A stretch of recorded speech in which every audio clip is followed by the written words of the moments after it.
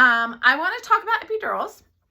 I want to talk about this because I feel like in the birth world, it can get really divided, this topic, epidurals, where you have two people in two different camps.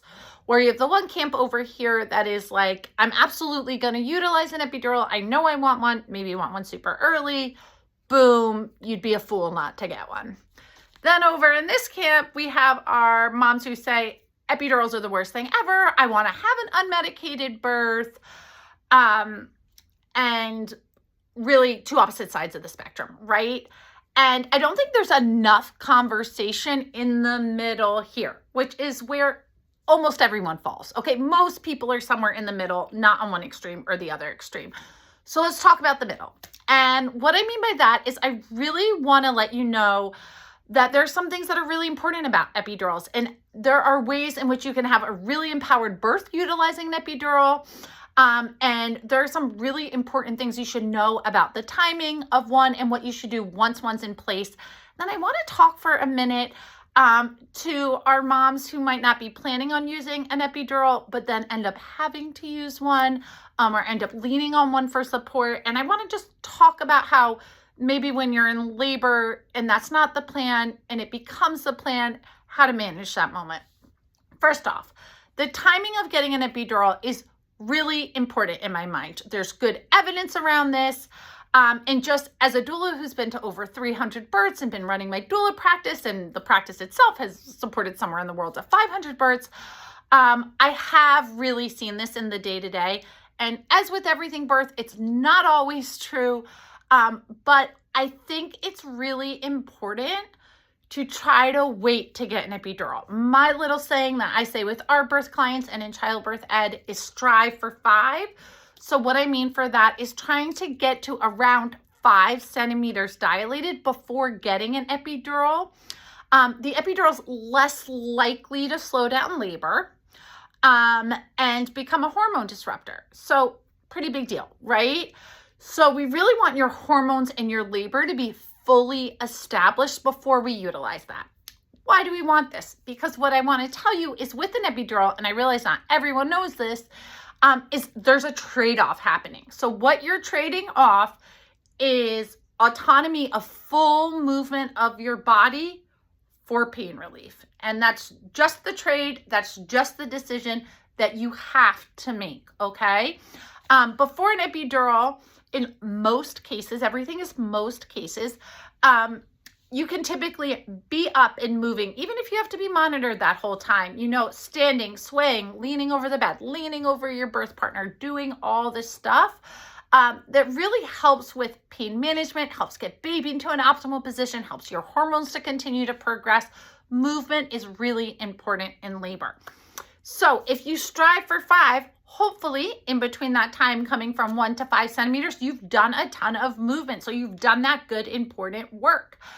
And your hormones are well established. So strive for 5 is a big deal. What I want to tell you is this, is labor shows up in every woman's body really, really differently.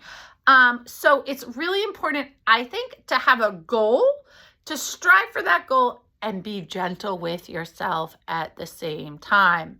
This is honestly the rule of thumb for life, okay? You want to have goals, you want to be gentle with yourself, but you do want to strive for them. So I think that can like give you something to aim towards. So strive for 5. And then my second piece of important advice is movement. Movement is key for labor with or without an epidural. Once an epidural is in place, you cannot get out of the bed. You have to stay in the bed. That does not mean that you don't have to be moving at all. It doesn't mean you have to lay there like this. Don't lay there like that, okay? You can still change positions with the help of a nurse, or if you have a doula in the room, help of the doula, help of your partner, sometimes help of all 3. My recommendation is change positions about every 45 minutes in labor, okay? So we're striving for 5. About every 45 minutes, once that epidural is in place, change positions, okay? Third piece of advice.